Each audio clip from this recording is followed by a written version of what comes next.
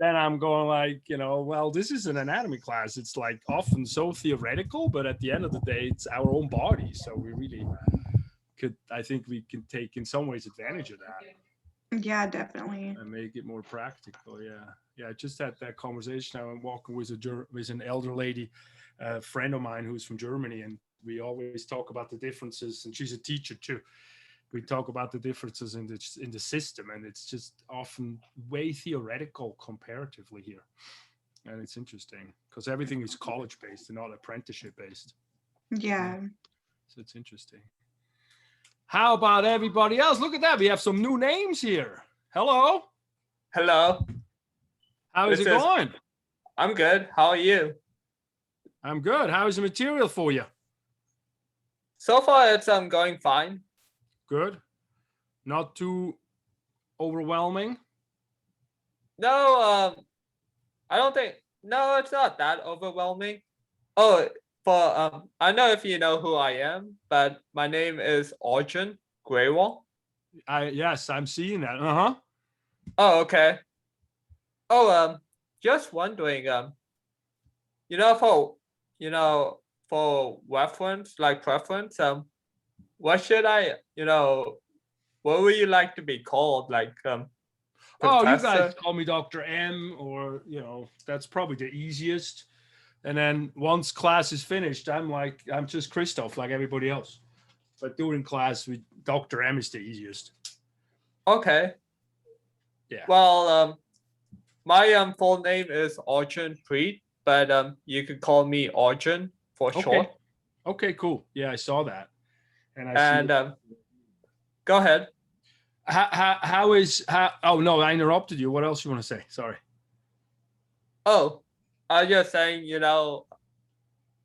whenever I text you, I just refer to you as Dr. M because that's what you in your group text. That's what right. That's what you refer to. That's the easiest. Okay. But we don't need to get, it doesn't have to be too complicated with the name. So that way you don't feel like you can't pronounce my full name and all that, because it's a little bit complicated. As you probably know about yourself too, people I know. say it all kind of weird ways, right? I'm sure. Yeah, I've heard it in weird ways, but I don't mind. Yeah, I'm the same way. I don't have a problem with that. No. I don't have to. I'm rather seeing myself as you guys as coach than you guys as professor that way, because I think at the end of the day, if there's a respect, then it enhances the learning that way. Okay. Yeah. So yeah, you always know I'm here for you guys. If you have a question, you text me. Doesn't matter what time of day it is, because if I go to bed, I go to bed early. If I go to bed, oh, cool. Thanks, Manuel. I just put the phone somewhere else so you don't disturb me at all. So don't just feel free to have that open communication, because that way I'm assuring myself that you guys don't wonder what does he want and all that stuff. If I know you guys reach out if you need me, then I think that's the best possibility. Okay. Good. And then, yeah, go ahead. Oh, I was just saying, I don't know a lot of professors that, use like, texting and all that. Do you like it that way? Do you think it's helpful? Yes, I like the texting. Okay. Better than email. Yeah, most students, I have once in a while, I have a student who is probably more my generation or so that prefers the email, but I think texting is real convenient and it's helpful. And with the group exercises, I also realize it makes us get a little closer in some ways, and we have some interaction with each other, at least virtually, since we can't see each other in class. I mean, how's that going for you guys, that pandemic kind of way of teaching? You guys feel isolated, or you guys are okay with that? I made sure with my Math 10 class and my chemistry class, I made sure to push those all the way back so that way I can make sure to do them face-to-face. So there's some classes that I cannot do online, and then some classes I'm glad I'm doing them online. It just depends on the class, really. Yeah, I could see that. I know it could probably be kind of difficult, certain classes. to do online. I mean, I did an English writing class last semester online as a student, and we had to read Shakespeare on Zoom. It was hilarious. I know. And of course, conveniently, people dropped off of Zoom and they had to say something. It's just very... Oh, technical difficulties. I felt so bad for the teacher. But you know, it still worked all right for me because a lot of it is just your own work. But I'm totally seeing that. I mean, I like to teach this class online. I don't mind it online, but I feel very lucky that I actually just recorded in-class sessions, you know, for a few years. Do you guys like that approach? The booklets work for you guys, or how's that? Yes, I love the booklets. Me too. Oh, good. Same. I'm very glad. And Manuel, you said the same thing, huh? That's good. And the booklets make it really easy to make flashcards too. I've noticed it makes a big difference in trying to figure out, because out of a textbook you have to figure out like what's most important, you know, and with the booklets, like it just tells you what's important and what you should make flashcards of, kind of. So it makes a big difference. Yeah, I think. Go ahead. Oh, I said I second that. Oh, good. No, I'm glad, because I think what I did with the process myself is I made the booklets based on my learning style of reading a textbook and then you know, get the information out that's necessary. And so I'm really glad you're saying that, because I think that is it. I'm taking this anatomy class right now as well. I think I told you that, just to see how other professors are doing it. And the professor I end up having used to teach it at Merced in the summer last year. So it's really funny. So I'm actually taking the same class I'm teaching you from a different person, to just kind of see how they do it. And we're using the big textbook, and I do not like it. I tell you that much. It's like, you know, and I know the stuff, so I just have to sort of see through it. But still, it's just it gets overwhelming so fast when there's a few things we don't know yet. You know, that's what I get out of it. Good. Well, that's not why I said that. That's funny. She said, you know, I'm glad I'm in this class and not the other one. But anyway, I'm working on getting these booklets actually published a little bit more officially now, because I've been doing it for a while and students seem to like it. And I think it's a better way of teaching. In Europe, in Switzerland, we have apprenticeship systems, and so it's much more hands-on. And so that's the other thing. So, you know, give me feedback with all those exercises. If you think it's dumb to meditate or so, just talk to me. If you feel like something is not what you want to do, and we can have a conversation about it. But that's why I make it as practical as possible. Oh, let me see. I got a text here. Somebody might not be able to get on. Oh, no, that was just somebody who went walking. So that's good. All right. So what I want to do today is this is a very condensed semester. You guys understand that, right? Yeah. Yes. Pretty fast. So we're having today where I want to talk about the cells and the tissues. And then at 5 o'clock, the test actually opens till next Sunday. So I also want to go through the test a little bit. I have a quick question. Yeah. Okay. Yes. So my brother's also in this course, and so he's playing football right now. And so he has practices. He's not able to join the Zooms, but he wants to watch them. How do we access your recordings? I have sent you guys texts when I finish them with YouTube on it that I'm recording. Did you guys not get any of that? Did somebody get some of that text? Some of that thing? Yeah, I got it. Okay. I received it as well. Okay. So you should, Natalie, I think the only thing I could think of is if you didn't get it last week, I didn't have the right phone number because it was first your mom's, right? Yes. So let me make sure real quick while I'm on it. What is, wait. God, where are you? I got to make sure that you have the right, what are you doing? Meditation or walking or water group? Natalie? I'm sorry? What group are you in? I'm walking. Walking. Okay, then you're in this one here. Natalie. can't find you right now. Okay, I gotta take a note. We gotta make sure maybe you guys can text me your phone numbers again. Could you do that? That way I make sure I have the right phone number, because all I could think of, what I do is I record a class, I put it on YouTube tomorrow morning or tonight, depending. And then I send you guys a text with the link. But I think I put an announcement up. And so I try to also announce it on Canvas. Okay, I'll tell him to check his phone and the announcement. Good. Cool. All right, good. Any other questions? Oh, I just want to say thank you for recording the Zoom sessions. Oh, yeah. I appreciate that. Good. No, of course, absolutely. Well, and that brings me to another question. Are you guys okay with the way the videos go? Which ones do you watch them? In the booklets? Yeah, the links, the video links. Yeah, I watch both, but if I had to prefer, I'll prefer the lecture videos, the smaller. It's like broken down into different parts. Yes. Good. Yeah, well, that's good. That's good, because that's why I put them both up, since I have both versions of it.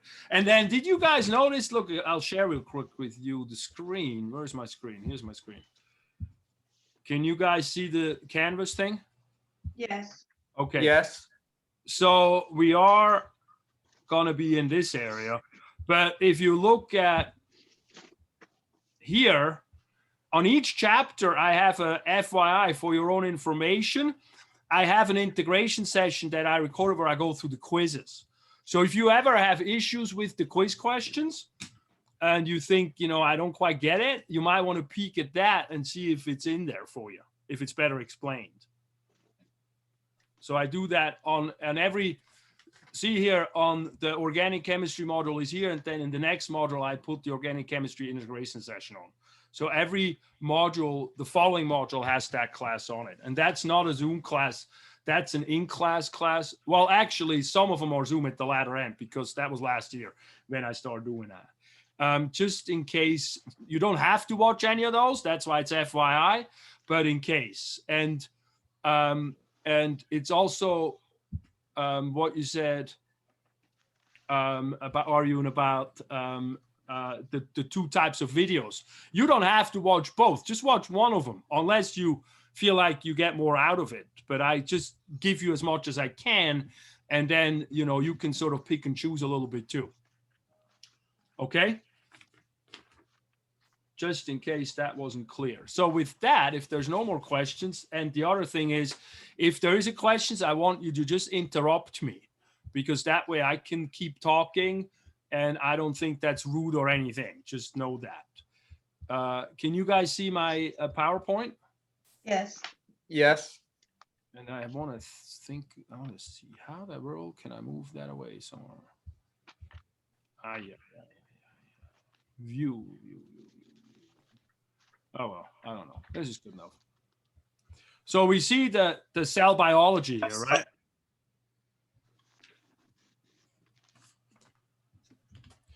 Cell biology, you see that?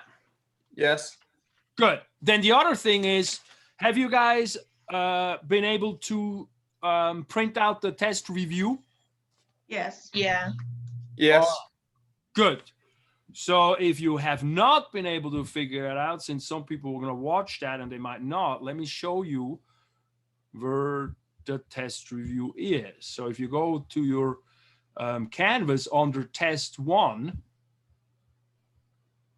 there is a test review thing, and there is a link that goes to the test review. See that? So then you just click that and it goes to a 4-page document. The other thing that I want to alert you to, and we're going to just keep talking about it whenever we can, is the Zoom study group. So if you want to form a study group, you can shoot me a text or something, and I can create a list of people who want to work in study groups, and then I can connect you together. And then here, all you do is click here and go to a link that opens here, and it's your own ID that's open 24/7. So you can just go and meet them there as a virtual meeting place.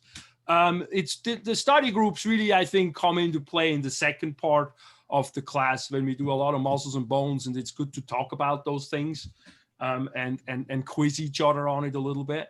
Okay. Good. And if that's clear, and again, if something's not clear or I'm just blabbering, you interrupt me. You're the moderators. I'm just talking.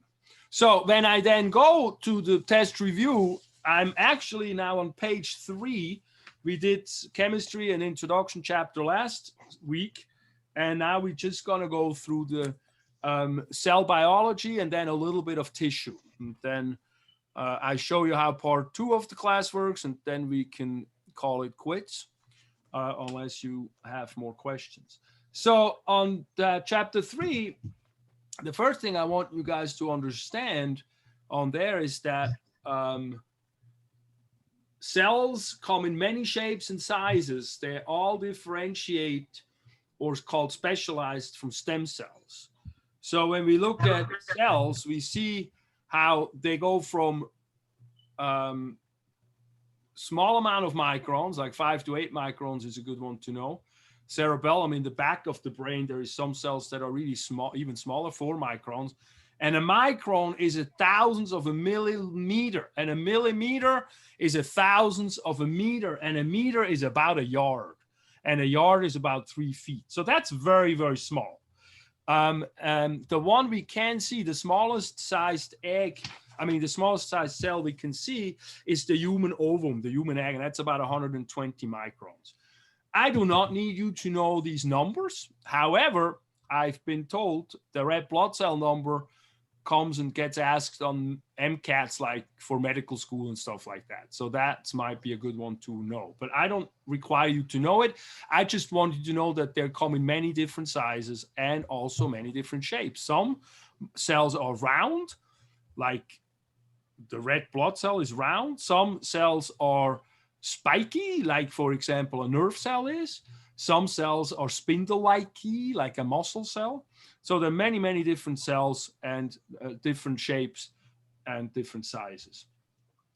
In the body, because what happens when you're made, when you're created, you have a sperm unite with an ovum in the mother's womb, and then from there that creates stem cells. When those cells multiply, and you did mitosis, and I think mitosis comes up, but you did that under the discussion groups.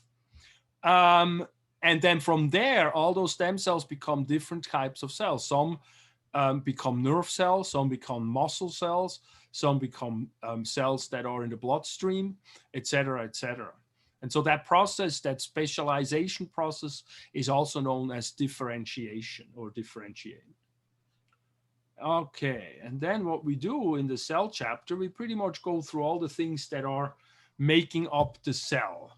So the first one we talk about there is the cytoplasm, and that's over here. So the cytoplasm is a definition question. It is cytosol, which is the liquid part of the cell on the inside. A lot of us is water. We talked about that in the chemistry. If you take yourself apart and you put all the different chemicals together, water goes to about under your armpit, and then everything else is above that. So water is a huge component. I always visualize that, they say we came out of the ocean. I always visualize we kind of like ocean water with a skin suit on top of it. That's why we got to make sure we drink enough of that water thing, because we're losing it when we're sweating and all that stuff. All right, so cytoplasm is that cytosol, that watery part, plus organelles. And organelles, I think of them like the language, like little organs. That's why they call them organelle. It's like a little organ. And so you got these little structures inside of the cell that make different things. And when I look at a cell is a basic unit of life. And so you have organisms that are just one cell large, and they can survive on planet Earth. And so these organelles are doing all the mechanisms that are necessary for a cell to survive. So some of them make energy, some of them make protein, some of them make lipids, some of them package them and ship them to the outside of the cell. there's a whole bunch of different stuff that happens. And so those are organelles that do that work. And then the nucleus is the part on the inside, mostly centrally located, because inside there we have the DNA, and the DNA is our genetic material. And what that does, it helps make protein. So you probably picked that up so far. So the big thing that the DNA does, it makes protein, or it's a cookbook for protein, I should say. It doesn't make it, it's a cookbook for it. So then we go back to this definition. Cytoplasm is all the stuff inside the cell except WO, it means without, except the nucleus. I use some abbreviations in these texts, and those that I use are medical abbreviations. There's like a list of things, like when you take notes as a doctor, so you can use certain abbreviations that everybody understands, and the WO is one of those. So I took the liberty to save a little space doing it that way. All right, so that's the basic cell structure in the cytoplasm. And then the next thing here, we talk about the cell membrane right away. Where is my nucleus? Ah, well, we'll get there.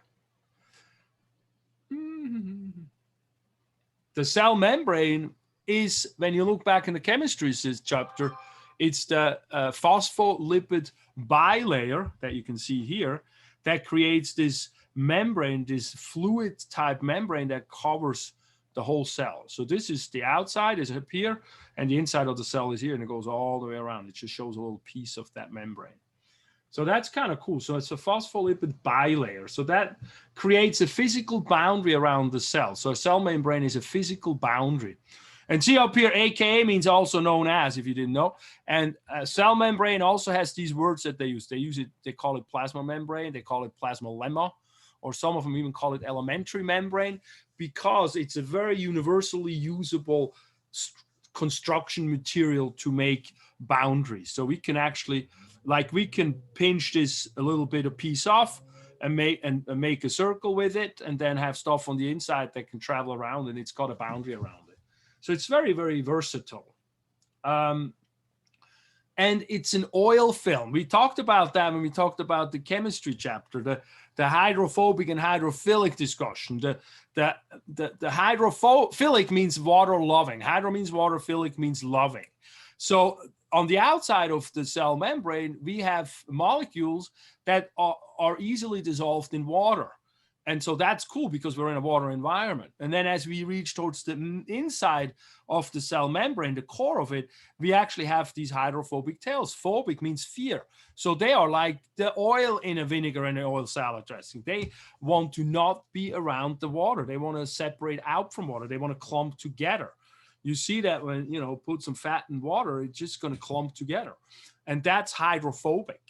And technically speaking, the difference is really that a water molecule is a hydrogen and two oxygen, two hydrogens and one oxygen, H2O.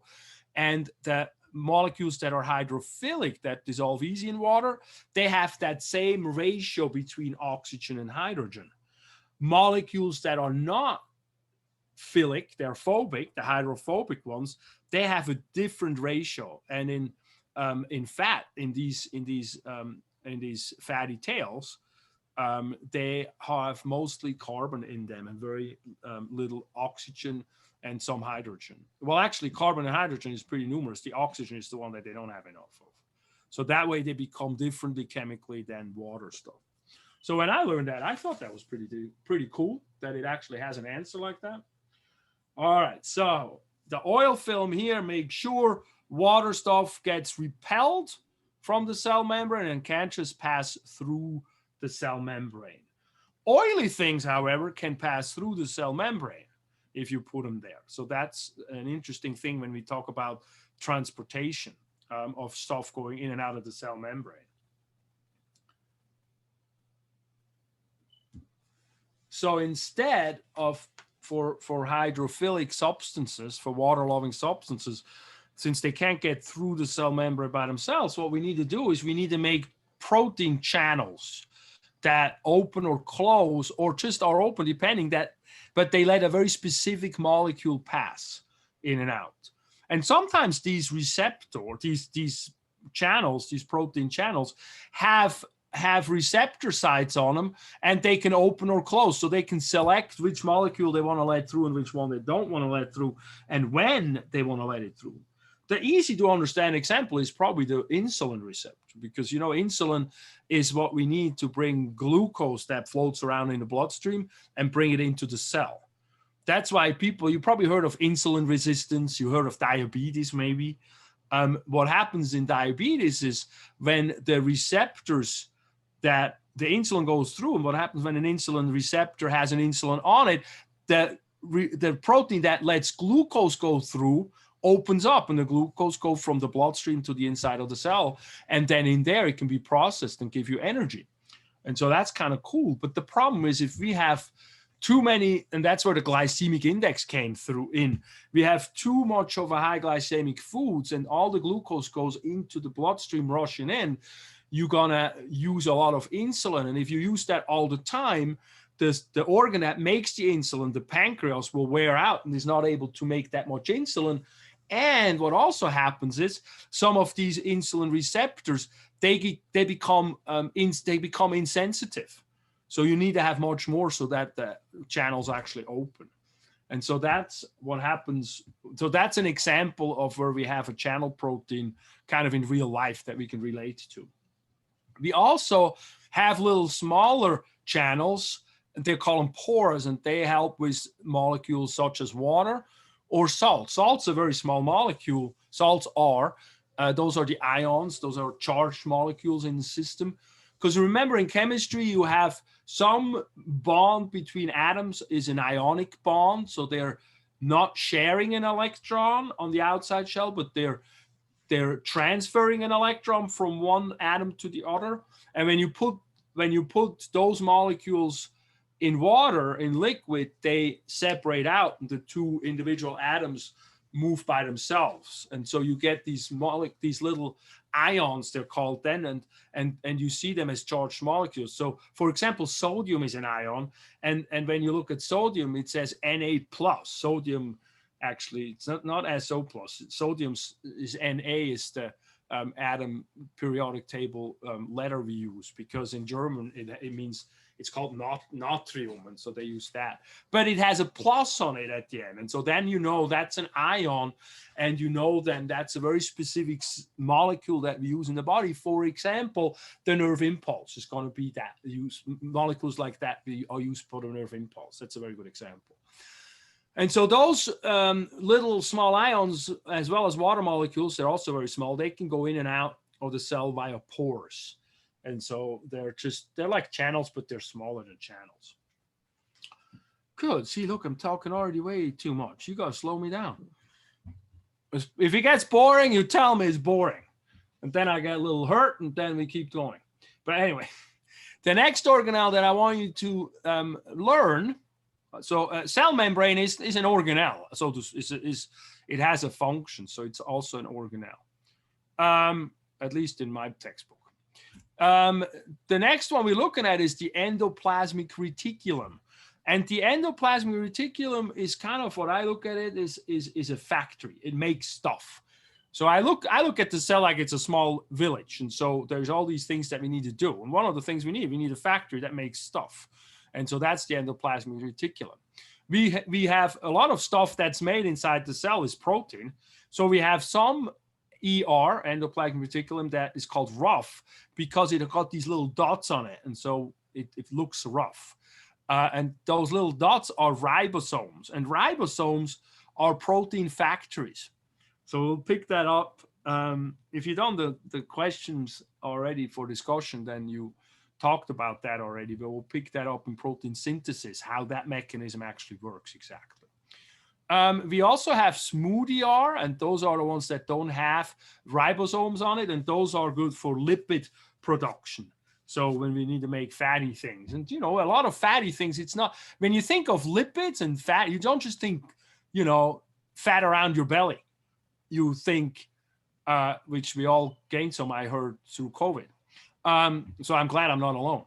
But you think of functional fats as well. Like a lot of hormones are fat-based, lipid-based. And so there's a lot of functional lipids that we need to create in the body. So you think of that. Good. So that's the ER. And then the next one is the Postal Service. That's the Golgi apparatus. I consider that to be the Postal Service, because what happens is you make, this is the endoplasmic reticulum, you make these things, and then from there it gets brought or moves into the Golgi apparatus, and in the Golgi apparatus it basically gets packaged and transported inside the cell, but also transported to the outside of the cell if we need to have substance for export. And you can see that here, how this little thing that gets made gets pushed over there and then exported to the outside. So that could be hormones or so, for example, that need to go through the bloodstream that then, you know, we can do something with them. Or it can also be antibodies. We talk a lot about antibodies these days with all that COVID thing and vaccination stuff.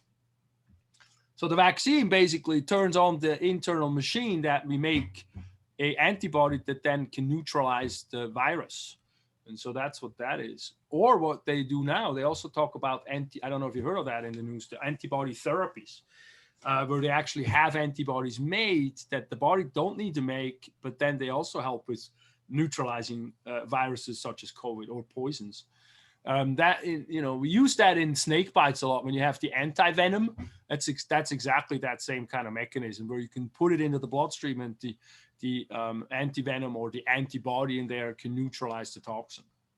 So it attaches to the antigen. Good. Golgi apparatus, Postal Service. Then we get to the lysosome. And the lysosome is a spherical little vesicle that has digestive enzymes in it. And so what they do is destroy stuff, break down things.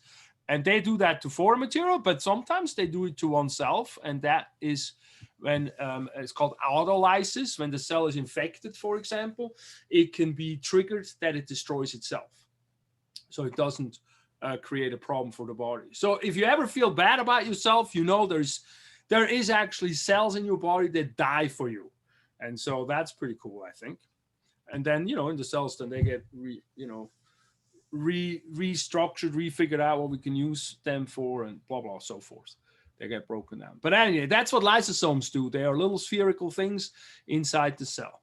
The next thing we have is centrioles. And centrioles are microtubules. So they're like construction material. When you see their tubules, you're thinking of like, you know, construction material, tubes that they can build things with. And you can see that it looks kind of like a building material thing.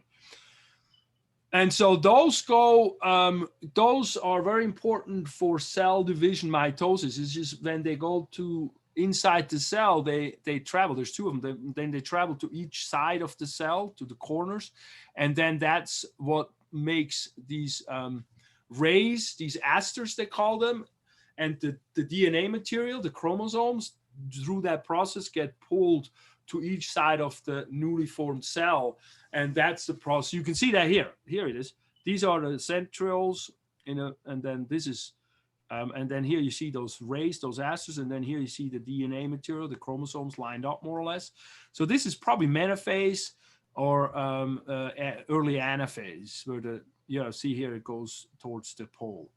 And this is actually a really freaking cool process. And if you have these booklets, I think this blew my mind when I saw this on the booklets. Booklet number 1. We're still on booklet number 1. There is these TED Talks. Have you ever looked at any of those? Yes, I only saw some of them. So I think. Did you like them? Yes, the ones I have seen, I actually did like them, especially the first one. It's the do schools kill creativity? That, I tell you, that guy is so cool. I learned so much about teaching from watching his stuff, because I didn't learn teaching in school. A lot of us are professionals, and then we get into teaching. So for a period, I just watched a lot of TED Talks. And so I took the ones I liked the most and put them in the back of the booklet. So you sometimes get a little brain break. And so, yeah, do schools kill creativity is really cool. And then the other one that I'm talking about right now is in the center of the last bottom column row. and it says Animations of Unseen Biology. And it's like 9 minutes long. It's no biggie. And I highly recommend that because it shows us how physical that this process is. It pretty much describes this process and how the chromosomes get pulled towards one of the poles. And it's like friggin' physical. It's like a thing with feet and hands grabs one of those DNA things, those chromosomes, and walks to the side. And it's not just made so we can understand it. It's really what they are trying to visualize what's really going on. And so I think I highly recommend for your learning and making this stuff real life understanding based. I would watch that. So it's Animation of Unseen Biology. That's a really cool one.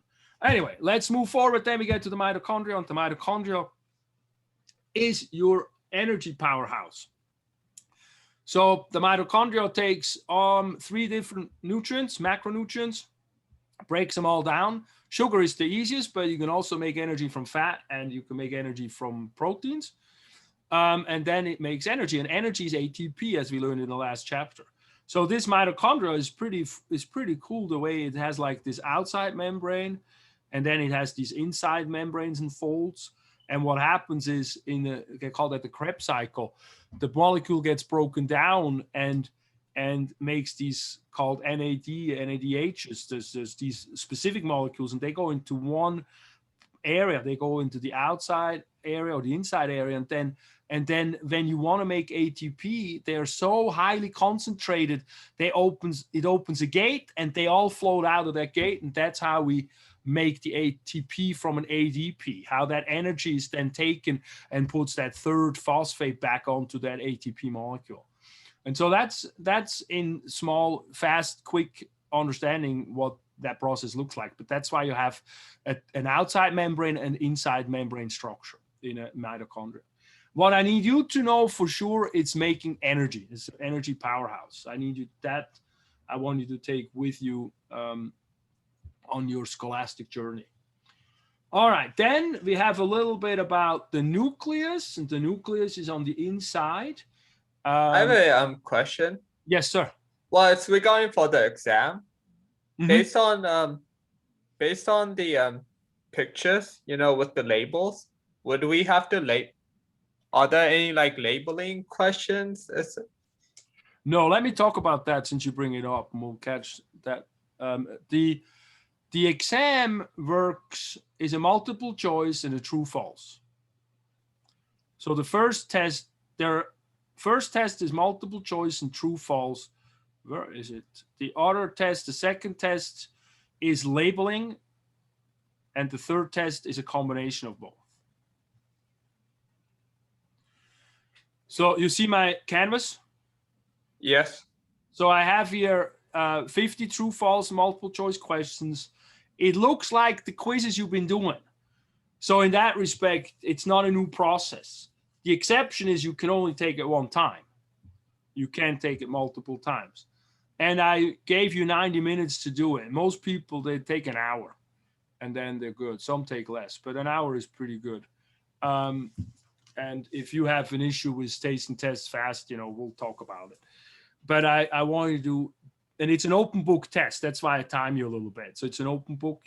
I would have the first book available when you do it, and I would have the test review available, because the test review is basically what's in the test and all the words there. If you understand the test review well, you should be doing okay on the test. Okay? If you don't understand the test review, that's when I need you to reach out to me or to other students and try to understand those points, those bullet points on there. The more you know about anatomy, the easier the pathology classes will be if you go for nursing. All right, so far so good. Yes, I have a question regarding for the exam. Mhm. It's based on the announcement. You said you added I think 5 points to the exam. No, I changed that. Where is that?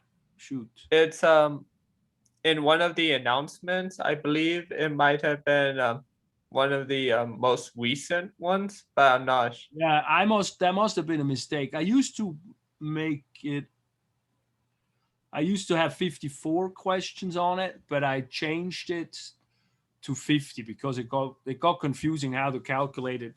In the old days, I could just calculate, but now everything is automatic. So I pulled it down to 50 questions. Okay. All right. Does that make sense?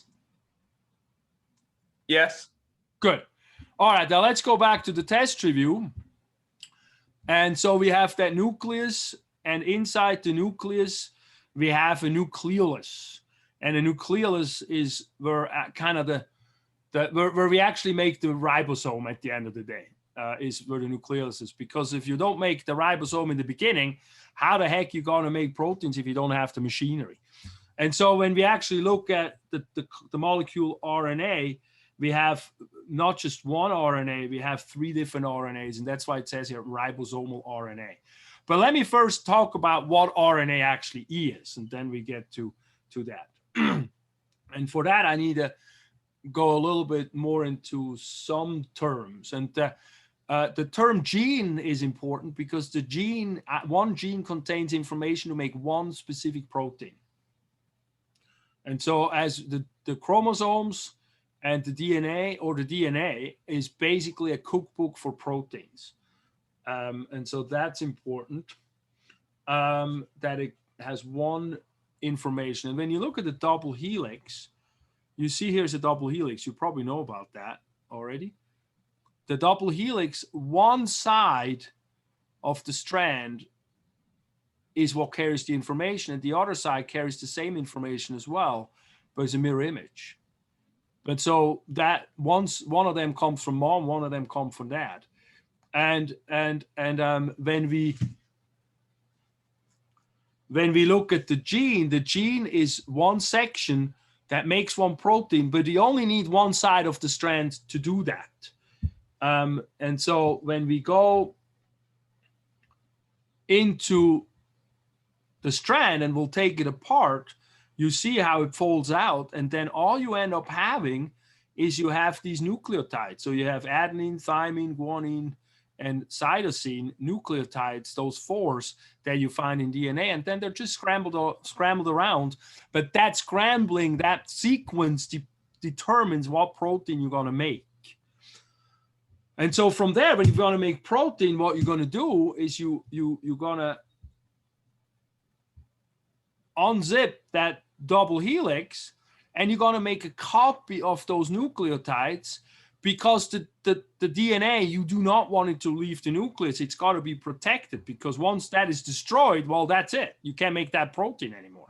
And so instead of, jeopardizing that destruction, the body makes a copy of that DNA, and that becomes the mRNA, that copy of it.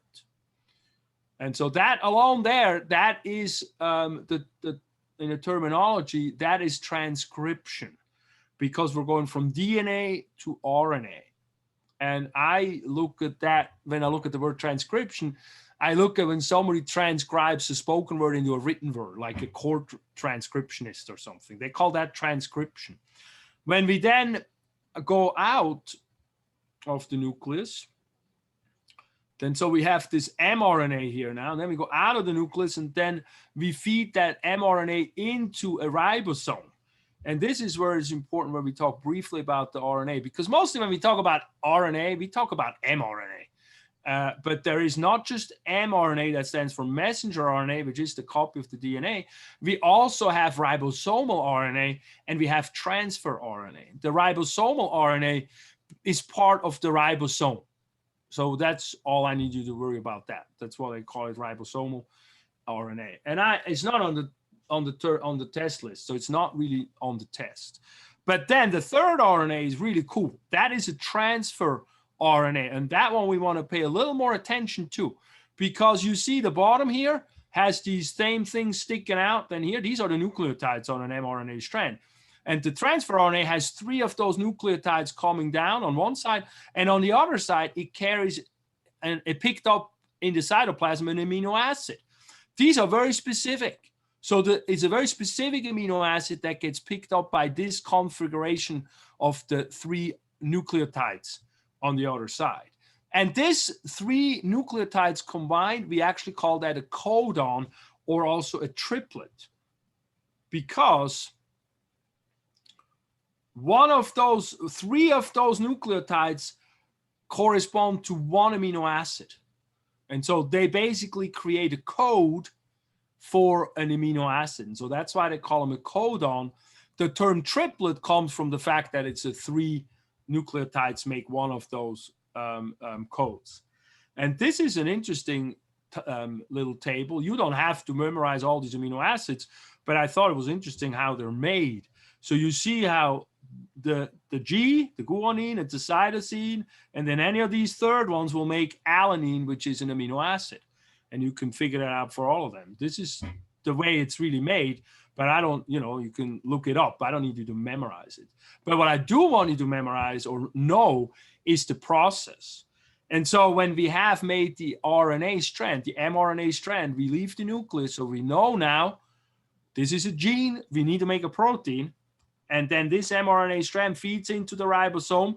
And the ribosome brings the tRNA down depending on what the codon is that it reads. So depending on these 3 nucleotides, what they are and what their sequence is, the ribosome knows which tRNA to bring down and attach the amino acid to the previous amino acid. And that way, the more of this chain is being read, the longer this amino acid chain becomes, and becomes a polypeptide chain at that point. And when it's finished, it becomes a protein. And that process is known as translation, because now what we're doing, we go from a RNA, from a nucleotide code strand to a protein. That's a totally different thing. And so it's not just like writing down what we heard or copying a DNA and just copying these nucleotides. No, it's making a protein. So I always think, it's like translating a language. Like I got to go from German to Spanish or Chinese or English or something. And that's a translation. And so that's how I remember that process, that part of the process of making protein is known as translation, because we go from nucleotides to amino acids. Is that pretty clear? Yes. Good. It's you and I talking, huh? Nobody else is talking. I'm listening. Good. Just, if you have problems, stop me and then we're all good.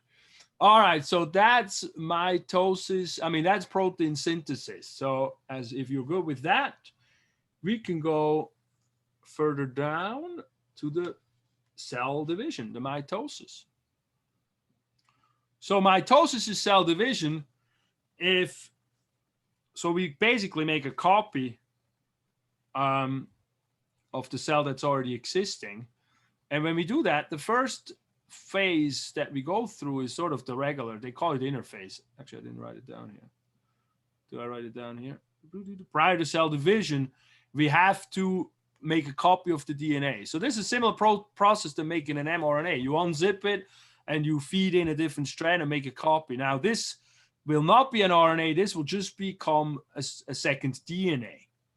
Oh, and one thing I need to mention between the DNA and the RNA that I think is crucial is the fact that DNA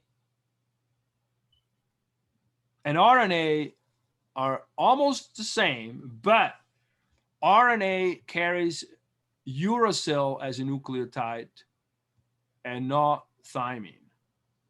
Instead of thymine, it's uracil. So if there's a test question that you say is a line of letters, A, C, G, T, etc., it's a DNA strand.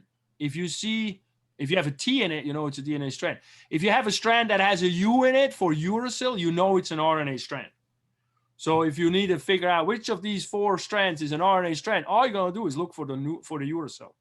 So if you find a U, then that's RNA. So then you know that. I just gave you away a question. It's better you listen to this stuff, huh? Yeah, if you listen to these recordings, the goodies are there. Anyway, once we copy the DNA, we're gonna make us have some cell division. And we make the cell division have 4 different phases, and those are kind of arbitrary, as you can imagine, because the process just kind of unfolds and happens. But we call them PMAT. We call them prophase, metaphase, anaphase, and telophase. And in prophase, the chromosomes are visible and the nucleus disappears. So that's prophase, where the nucleus goes away. And then we get it, and see here, they even say pro-metaphase. So it's like, it's a little, it's somewhat arbitrary where we make the stopping. And then metaphase is the big process there, is that the chromosomes line up on what they call the equator, which is where these spindle cells, these asters that come from both of the centrioles, they meet, and that's where the chromosomes line up. That's metaphase. And then anaphase is when those chromosomes get pulled apart to each corner. And then telophase is basically when we have prophase in reverse. We start making the nuclear envelopes again and put those chromosomes in there and have 2 nuclei at that point. And then at the end, we have a cytokinesis, and that's when the cell splits in 2. So it's got 2 daughter cells come out of one mother cell. Yeah, they don't care about the father. They just go with the mother and the daughter.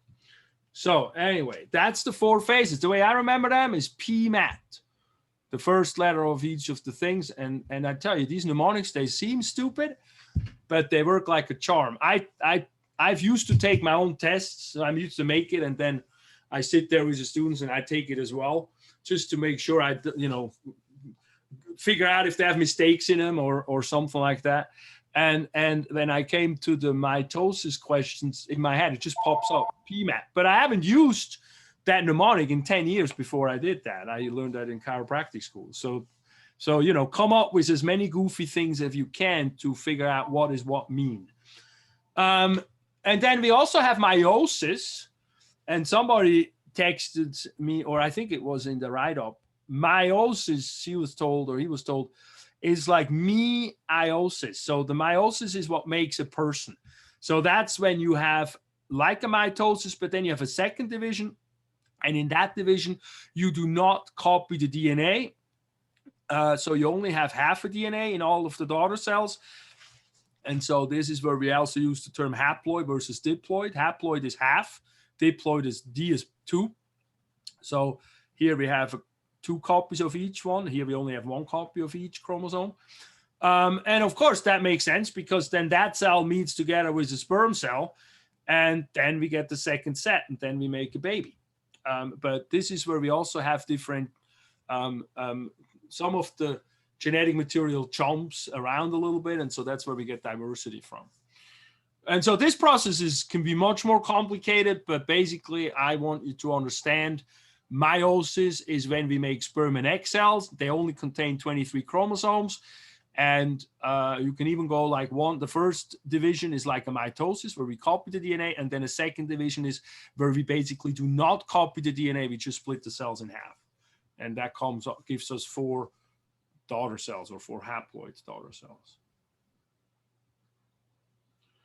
Wow, that's almost it, huh? And then we go to fluids transport. And fluids transport, we separate the fluid transport or transport across the cell membrane. We separate that in two type of transports. One is passive, one is active.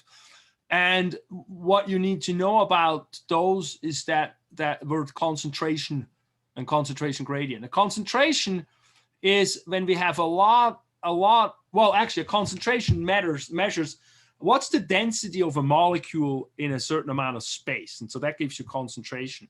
And so you, for example, have a situation where you end up having a lot of these, yellow ones or the blue ones on one side, but not on the other side of the cell membrane. And so the concentration on here, the outside, is much greater than on the inside. But these molecules cannot go in and out because they got the lipid bilayer. So they got fat in here, they can't penetrate it. So now you can have different things. For example, you can have that protein channel that we were talking about. And if you open it, then guess what? Molecules want to be equally distributed from side to side. And so when you have that situation, all the blue or yellow molecules here that are excessively more on the outside than the inside want to go to the inside. So here you would take another one, bring it in, and then they're balanced out, and then there's no movement of that yellow molecule. And you could do that for the blue one or for the green one.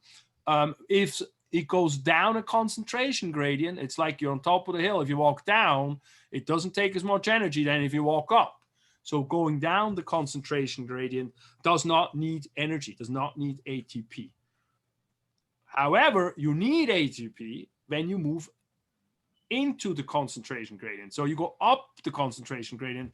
So if you want to take that green molecule and push it on into where there's already more, so into the higher concentration area, then we need energy in form of ATP to do that and accomplish that. And this is really cool because we can use these processes to our advantage. No. We get to that in a second. So you have these passive transports and then the active transport. So let's talk about those different ones. We got a few passive transports and a few active ones. The easiest passive one is simple diffusion.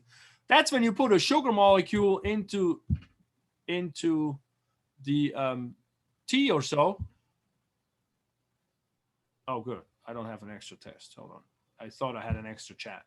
If you put a sugar molecule into tea and you swirl it around, and first the sugar's on the bottom, and then all of a sudden, slowly it wants to go throughout the whole tea or whatever, coffee or so. And so you simply diffuse a high concentration area like the sugar cube and distribute it evenly in solution, and then that becomes the lower concentration. But the body wants to be balanced. So the solution wants to be equally balanced. So that's simple diffusion. When you have facilitated diffusion, that's when we talk about these channel protein things that you can have a receptor on it. So that's, for example, the insulin receptor channel protein for glucose. That could be a facilitated diffusion. If you have, the receptor is filled with a molecule like the insulin, then the channel opens. If it's not there, the channel closes, and then it doesn't let the glucose go in. So it needs to be facilitated. But once the channel is open, the process is a passive process. So you don't drag a glucose into the cell, it will just go into the cell. And it's really interesting, actually, what happens with glucose. As soon as it's inside the cell attaches a molecule to the glucose. And then from a cellular composition perspective, it's a different molecule than glucose. So you always have the glucose go into the cell. So that's kind of cool. Then we have osmosis. Osmosis is an interesting one. Sometimes that's a little difficult. Because in osmosis, you don't balance the molecules out, the solutes, so to speak. You balance out the solution, and the solution is always water, liquid for us. And so in osmosis, what you can have a membrane. This is not the body, obviously, but in a beaker, you can have a membrane that does not let a molecule pass through. It's too thin. It only lets liquid water go through. And so what happens is the body still wants to be balanced in terms of concentration of the molecules. So now what it does, it just takes the water and puts it to the side where there's a higher concentration of molecules and balance out the molecules in solution. But as a result, you have much less water, liquid on one side of the membrane than the other side. And that's really cool. We can use that for our advantage. For example, if you have the bloodstream, the heart pumps the blood to all the organs and into the tissues and gets the energy and the nutrients to the tissues. But how the heck does it go back to the bloodstream? How does it go back to the blood vessels, the veins that then carry the blood back to the heart? Well, some of that happens that we have molecules in the bloodstream that are too large to diffuse out into the tissues, and they stay back in the blood vessel. And those molecules then, once we want to get the liquid out of the tissues, they sort of suck the liquid back into the tissues because they have this ability to pull the liquid because of osmosis. So we can call that molecule, the albumin in the bloodstream that stays behind, has an osmotic pressure, an osmotic pull ability. And so that's one place where we use that methodology or that way of transport. So that's cool. Osmosis Jones, there you go. if that's a little challenging, moan it through the head. If you still have questions, shoot me a text and we can meet offline. We'll talk on the phone or on Zoom and we'll explain it again. All right? Make sure you don't hesitate for that stuff. Then the last passive transport is filtration. And filtration is when you make coffee, you got a filter. And so the filter filters the solution, and some things go through the filter and some substances that are too big don't go through the filter. They use that heavily in the kidneys when we filter the blood. And so most things get filtered through, and then the body brings it back into the bloodstream, and the rest, what it doesn't come back to the bloodstream, we pee that out. So that's filtration. So when we need to push something through a membrane that doesn't, let everything go in and out. Good. This is a funny one. Like if you have a red blood cell in a solution that's hypertonic, meaning a very salty solution is hypertonic, the blood cell will shrivel because all the water will go out of the blood cell, so it balances out the concentration of salt. If you have a hypotonic solution, you can have a blood cell go in there, you put it in there, and it will explode because the inside of the blood cell, the red blood cell, is actually salty. And so if you put it in a medium that's not salty at all the water from the outside wants to come in to balance out the salt molecules, but that is a way bigger amount of volume that a red blood cell can handle, and so it explodes. Boom! There it goes. So that's pretty cool. All right, then next, I have some of my friends in Switzerland. One of them argues with me about putting on a mask for COVID, and I say, what? The lungs are attached to the outside. Why wouldn't you want to filter it? You filter your coffee. The only thing you can argue is that the mask is not strong enough to keep everything away and out. But that's sort of my explanation, scientific explanation for some of my friends. The Germans are really have a hard time putting on a mask, it seems, a lot of them. Anyway, that's a different story. We don't need to go there because that goes right into politics for us, so we don't need to do that. But now we get to active transports. And active transport use energy, ATP. So that's right here. When you take an ATP and you use the energy of it, what you get as a result is an ADP, from an adenosine triphosphate to adenosine diphosphate. And these are really cool. These pumps are very cool. These are active protein carriers that work with small molecules. Mostly they work with ions. And the most famous one we have is the one here, the sodium-potassium pump. And so they are throughout our cells, especially in cells like the nerve cells, where we need to make a nerve impulse, because we use these two ions to make a nerve impulse. And we'll get to that in booklet 5 or something. But they are, what they continuously do, those molecules, they take sodium and put it to the outside of the cell, and then take potassium, K is potassium, and put it to the inside of the cell. And as a result, by always doing that process, sodium out, potassium in, you get a high concentration. See, the big K means high concentration of potassium on the inside of the cell and a little bit on the outside, and a high concentration on the sodium on the outside and a little bit on the inside of the cell. And so that's great, because now you have this steep concentration gradient established.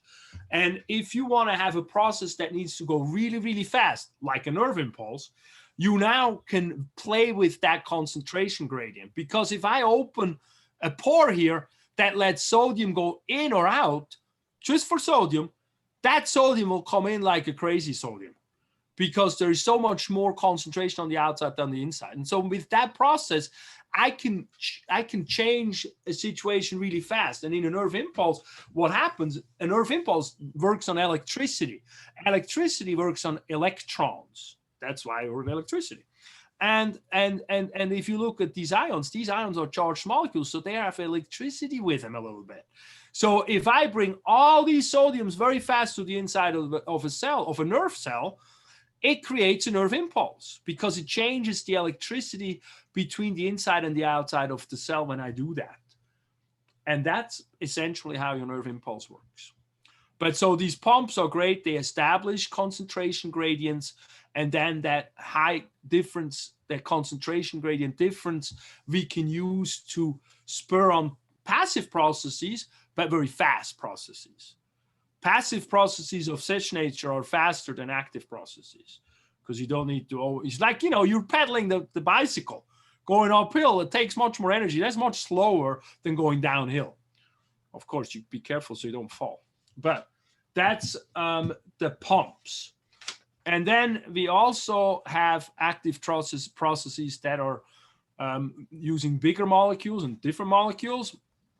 And so when we look at the terminology for that, if something comes into the cell, it's called endocytosis. Endo means inside. And if something needs to leave the cell, we call it exocytosis.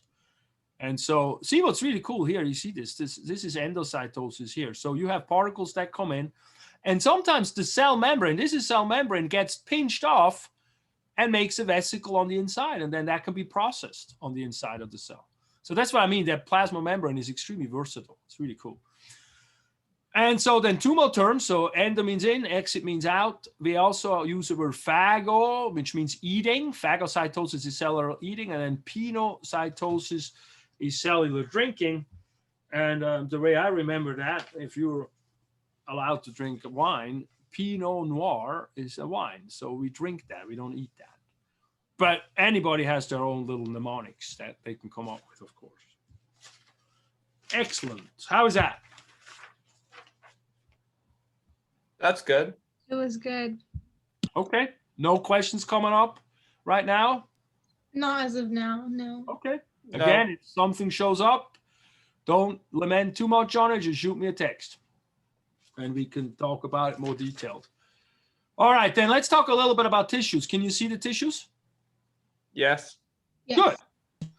All right. So we have 4 different types of tissues. And the test has only very few questions on tissues. Okay. So I think 3 of the 50 questions are tissue questions. That's it. And I do this because we just go through it and then the test comes up. So that way I test you on other material. You have a little longer time to study more. Anyway, we have 4 types. You have muscle tissue. We'll talk about that when we get to muscle. Muscle basically shortens, it contracts. So that's very good to know. If you look at any muscle in your body, all that all that stuff, all it really does is contract. And through that process of being attached to bones and contracting, we move the bones around. And so we will talk about muscle tissue after the first test, when we get to the muscle tissue, when we start talking about all the muscles. And then the nervous tissue, what they do is the nerve cells sense, so they feel, they conduct. Like if you ever hit your funny bone, you feel that conduction going to the pinky. That's electricity in your body. And then they also store information, which is really helpful. So that way we can actually memorize things. I'm very grateful for that quality. But we're not going to talk about that right now either. We talk about nervous tissue when we come to the nervous tissue, when we talk about the brain. The whole booklet 5 is all the neurology that we're going to go through. Where we're going to go today is epithelial tissue and connective tissue. So epithelial tissue, what I want you to primarily understand is that it is coverings. Whatever covers something is probably the most superficial layer, or the layer that goes to the outside or the inside of the stomach wall or something. That's probably epithelial tissue. Then it also is linings, like the blood vessels linings, the blood vessels, or actually the gut tube. That's a lining, really. It's actually not a covering that way. And then glands. Every sweat gland, every oily gland, every hormone type gland is epithelial tissue. The glandular structure, just the ones that produce material. And then some sensory receptors are also, sensory receptors are also epithelial tissue. So that's interesting because we think of that as nerve stuff. But the things that pick up your smell in the nose or your vision in the eyes, those are actually, the receptors themselves are epithelial tissue. All right, so that's coverings, linings, glands, and receptors. When we go to connective tissue, I always feel like they connect us together. but it's very diverse. It's got liquid ones like blood, or even got concrete ones like bone. But I think if they connect things together. So we'll go to that in a minute. Let's do the epithelial first. When you look at the function of epithelial tissue, yeah, we have glands. Glands secrete, so that's right there. They secrete stuff. They secrete sweat, or also, so some of the glands secrete things that go to the outside world, like sweat, and some of the things go to the inside bloodstream. So they secrete both of those. Then the other function was the sensory. So that's, you're thinking of an eyeball being a receptor, being able to sense something. And then we have two more. One of them is protection. I want you to think of the skin. Like when we get to shapes and arrangement, we get to arrangement in a minute here, but I can do it right here. When we look at epithelial tissue, it comes in multiple layers of cells. So we either have a simple layer, one layer, or multiple layer, and they call multiple stratified. So if you have a multiple layer, then you get into protection. So you think skin. Skin is like many, many, many layers of cells that go to the top of the skin, and then actually on top of the skin, the top of the skin is dead cells. I know that feels very cool. Dead cells I'm made of dead cells on the outside. But the cool thing about that is if you bang into something, you don't just bleed. Some of these cells fluff off, and they protect you that way. So protection. Surface epithelium protects deeper tissue. And then absorption is also important, because all of that stuff that lines the gut, right here, the gut lining stuff, all that is epithelial tissue. And so if you want to absorb any nutrients, you got to go through the epithelial tissue. And so absorption is very important. And that then brings me to characteristics. And characteristics are like, how is it made? What's the special thing about it? One thing is it's very cellular. So epithelial tissue is just cells packed very closely together. When we get to connective tissue, we don't just have cells. We also have fiber and other stuff. And we'll talk about that in a minute. But epithelial is only cells. And then if you have cells and you got, the cells go into lining, they go into a lumen, like here, that's a kidney tubule, goes into the tubule, or here, that's a gut. Or here, that's a skin. You see that's at the outside. But there is a type of a part of the cell that goes towards the inside or the outside, but into free space. And then there is a part of the cells that is attached to something underneath it. And so the basement membrane is where it is attached to. So this here is a basement membrane. And then underneath the basement membrane, you always find connective tissue that the basement membrane is attached to. And so that's that basement membrane. And then I already talked about, it has a top surface or an apical surface and a bottom surface. And so the bottom surface goes to the basement membrane, the top surface goes either into the lumen or into space when you look at skin, for example. Epithelial tissue has no blood supply. So if you actually do something and you bang yourself strong enough and you get blood coming out of it, you scrape that knee, you've gone all through all these layers and landed on the tissue below the epithelial tissue, because that's where we have blood supply. So epithelial tissue, the connective tissue. Epithelial tissue is avascular, no blood supply. The other thing you think of blood supply besides bleeding is the fact that blood brings oxygen and brings nutrients to the cells. And so if you have no blood supply, you're going to get those nutrients some different way. And that is diffusion. We just talked about simple diffusion, right?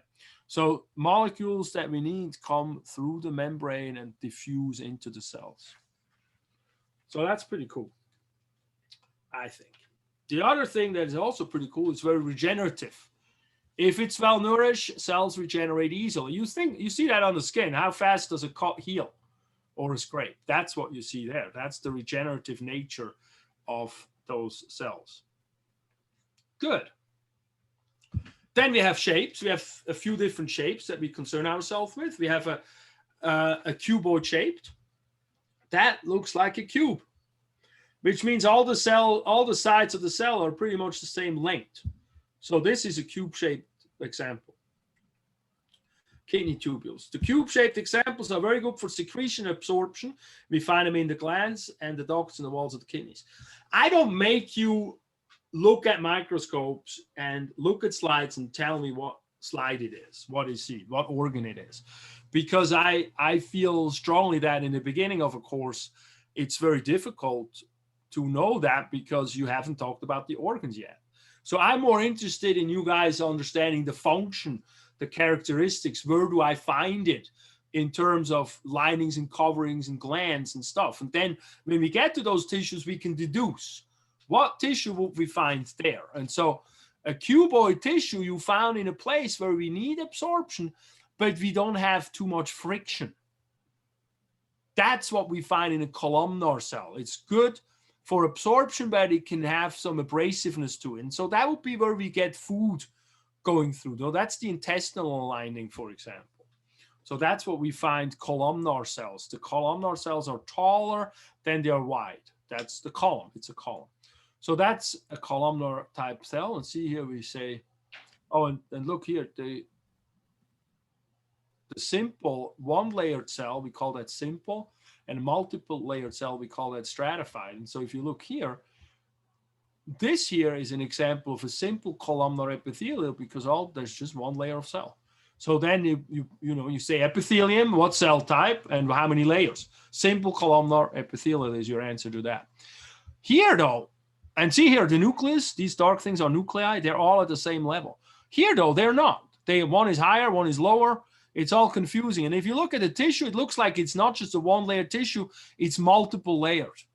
And so I think this is one. See here, the nuclei are all different levels. So they call this tissue pseudo stratified. So it's like it mimics to be multiple layer. Stratified is multiple layered. Ciliated, that's another thing. So that term comes in there because we have a cell extension.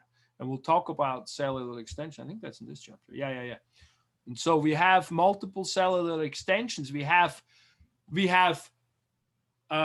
microvilli, and those are small little cell membrane structure that goes up and down and makes all these little things sticking up.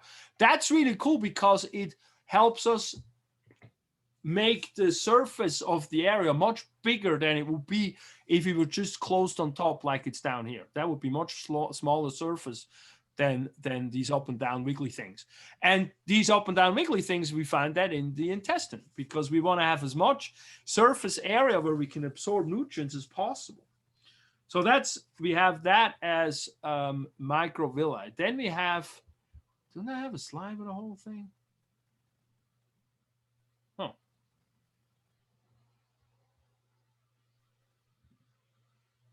No. Oh, here. That's the microvilli, increased surface area. Then we also have cilia. And cilia are kind of cool. They whip. So they're on top of the cell membrane, on the apical surface, that top layer, and they whip.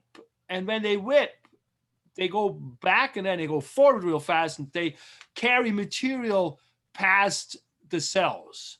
So they move materials unidirectional. For example, we have this type in the trachea. When you clear your throat, you have cilia working, carrying all that dust and all that crap you're breathing in. They carry that to the outside. And a lot of that we swallow and it gets digested, but a lot of it also we can, spit out. Thank you very much. So that's cool. That's cilia.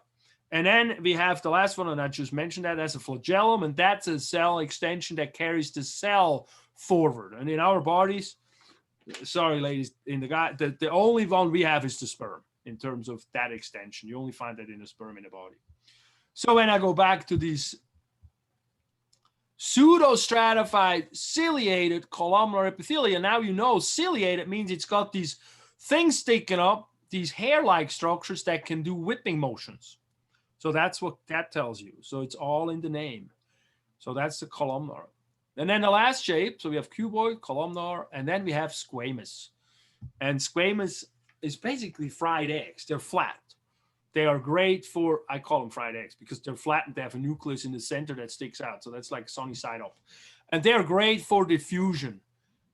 We, for example, have them in the little air sacs in the lungs, but we also have them on the skin, because if it comes in a stratified format in the skin, or also the inside of the mouth, for example, or the anal canal, but you have a lot of abrasion. So what you want cells to can fluff off when we have abrasion. They don't just injure the tissue.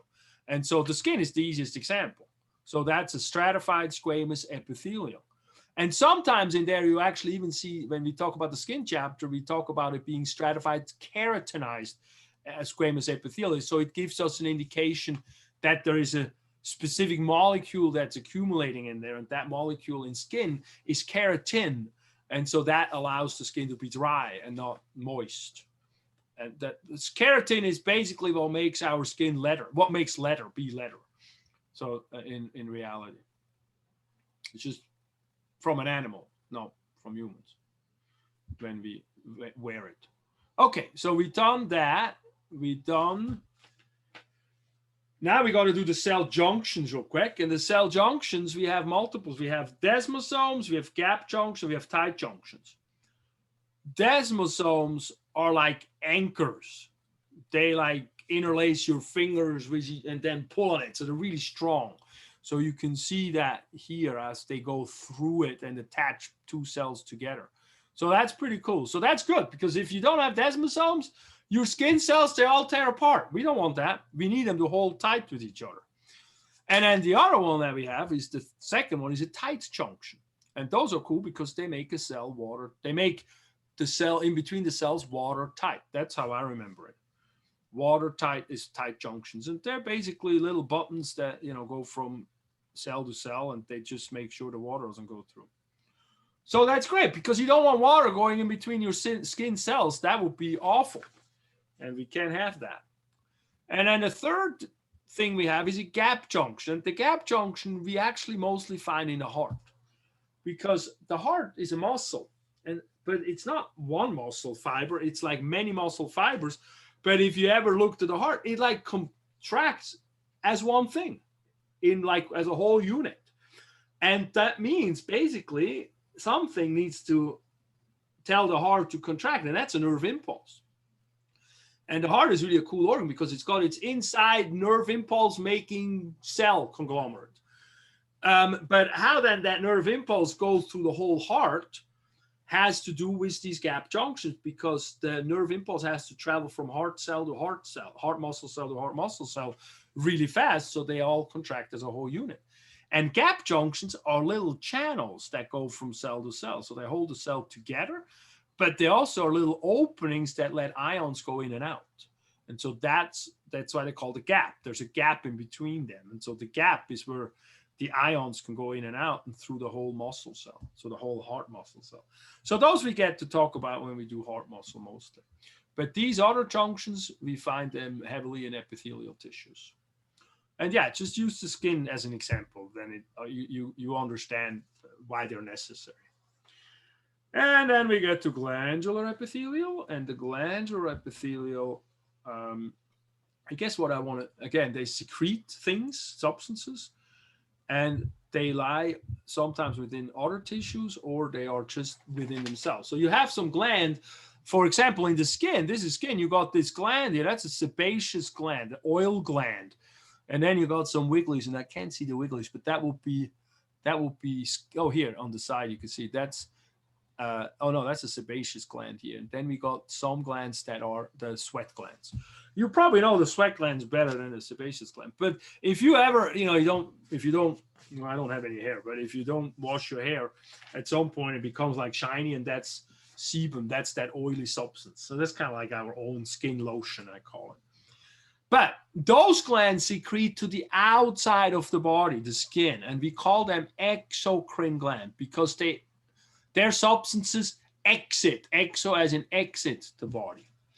And so sweat glands are really good for that. The other thing, though, that you also need to understand is a lot of the glands that, especially the pancreas, that secretes digestive enzymes, so we can break down food. They're also considered exocrine glands because our food tube is really an open part, is open to the outside world. And so that makes us kind of like a donut with a hole inside. So the outside world is the outside of our body, but then also the food tube is also considered exterior that way. They call it the topological exterior. But anything that goes into the gut tube is also considered an exocrine, substance from that perspective. The endocrine glands are the glands that are like, adrenals, pancreas, all that stuff that secretes the substances into the bloodstream. So that's endocrine gland versus exocrine gland. See, it's good to learn these prefixes, because once you know exo means exit, you kind of know that gland sweats out to the outside of the body.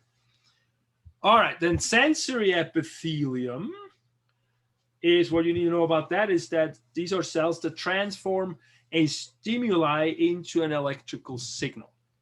So that's really the whole deal about that receptor.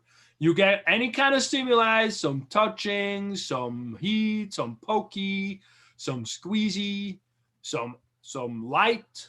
Light, no, we don't have the light. Some smellies. The light will be in the eyes. I didn't put an eyeball up there. But it takes all that energy and puts it into an electrical signal that then the brain can interpret what's going on. And then we'll talk about that. And then it really depends on where does the nerve go and which part of the brain does the nerve talk to. And so we'll talk heavily about that when we talk about the brain and the nervous system. That brings me to connective tissue. And again, we have many different types. We have fluid types like blood. We have strong things like bone. We also have fat is also a connective tissue. When we look of the makeup of connective tissue, we have cells like in the epithelium, but then we also have extracellular matrix.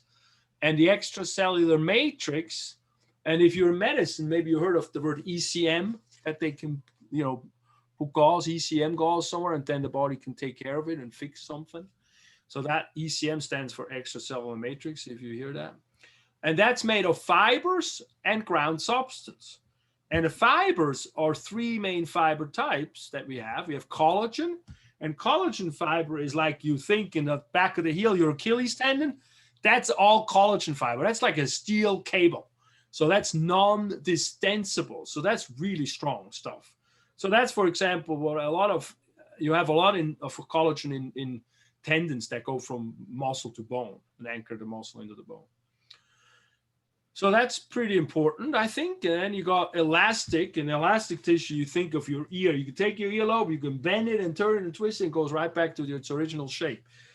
Unless my grandma said if you do it too much, it stays. And so she wanted to scare us. Maybe I don't know if yours told you that too. But the cool thing about elastic tissue, it is distensible 1 times 5 times more than its original length. So the ear cartilage is a very good example. So we got all these different types of fiber in the connective tissue. So that's the fiber portion of that. And then the last one we talk about is the reticular fiber. And the reticular fiber is more flexible fiber type. It sort of interlaces and makes a meshwork, a sieve, for example. So a lymph node, for example, has that reticular fiber tissue. So then that gives a fabric, so to speak, that then white blood cells can sit on. In the lymph nodes, you have a lot of white blood cells that monitor the lymph, which is part of the blood supply, and so from the blood supply, and so it is important for the immune system. So that's the fibers, and then we get to the types of connective tissue. Oh, and the ground substance. The ground substance is the piece. It can be watery, like in blood, or it can be calcium constructions, like in bones. It can be all kind of things, but we need to have it. Very important. So then we get to a few different types of connective tissue. We have some that's called loose areolar connective tissue, and if you ever skinned a chicken and you see under the skin, you got that shiny stuff. that's loose areolar connective tissue. So that's packaging material with a lot of, it stores liquid in there, so it allows tissues to shift past one another, but it also protects them. And then we got adipose tissue, and adipose tissue looks like that. And that's basically our energy storage, and also some structural fat. Like around the kidneys, you want to have fat because it protects the kidneys from the surrounding structures. Kidneys are kind of exposed that way. All right, then these are just pictures with different body mass index. It's a little bit mean, but we're all probably tending more towards that right now. At least I am. Anyway, the next one we do is the dense fibrous connective tissue. And dense fibers, that means there's a lot of fibers. So what you're thinking about is like a tendon or a ligament. The tendon connects muscle to bone, and a ligament connects bone to bone. So the heel tendon here, the Achilles tendon, is a very good example of that. And then here we got blood. There we go, is the blood. And then we got supportive, what they call supportive connective tissues. And that's bone and cartilage. So these are the hard connective tissues that we're going through. And let's just go through them real quick. We have a cartilage, and cartilage is interesting because cartilage is like very stable, but you need to be able to compress it a little bit, and it cannot be just breaking when you squeeze it. And so, like, for example, the ends of joints, like the ends of bones that make joints, are cartilage. So when you walk, you don't compress bone to bone. That's like you put bricks and bricks together the whole time, and that will hurt a lot and wear them out. So you have these spongy tissue on the ends of the bones, and that's known as articular cartilage. Let's see. When you think of cartilage, you think of an earplug-like thing. You know, you squeeze it, and it holds the squeeze a little, and then it slowly expands again. That's kind of what you think. Or SpongeBob, of course. Why not, right? You squeeze the sponge. Because what's cool is when we know that function is when you squeeze the cartilage together, you squeeze it like a sponge, the inside liquids get squeezed out, and then when you let go, they can reabsorb new tissue. They can reabsorb new substances. Because one of the things is, as connective tissue is very well vascularized, but not everyone is. And the cartilage has no blood supply. Why would that be important? Well, if you walk on your knees and you always squeeze that tissue together and deform it, and you have blood going through it, blood vessels are very delicate. They will break the whole time, and they give you, bleeding all the time. And we don't want that. And so cartilage has no blood supply. And so how does the cartilage live? Because cartilage has no blood supply, but it has cells. And the cells actually live. You see, this looks really interesting here. And you see these cells here. And then you see the darker purpley. And they call that lacunae. And those are little spaces that these cells live in. So they call them little houses. See, lacunae. Sometimes in the cartilage cells, they call them chondrones. Because if you see the word chondro, you're thinking of cartilage. Chondro means cartilage. So chondrocytes live in chondrones. How confusing is that, huh? The language. That's why it's hard to read some of these textbooks because it's such dense language. Anyway, so how do these chondrocytes live when there is no blood supply going to them? Well, with diffusion. When we squeeze the cartilage, you squeeze liquid out of it, and then when you let go, it absorbs new liquid and new nutrients and new oxygen and all that good stuff that it needs.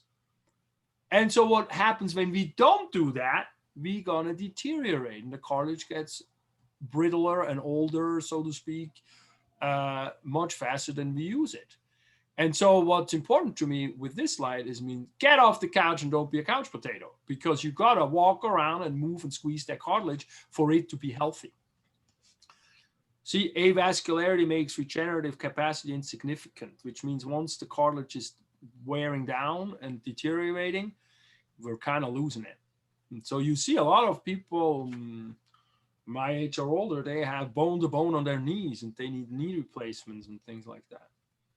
So some of that has to do with injury, of course. If you're playing basketball and you're jumping up and down the whole time, you definitely have a tendency to abuse your knees heavily, but also some of it has to do with not use, it's disusage.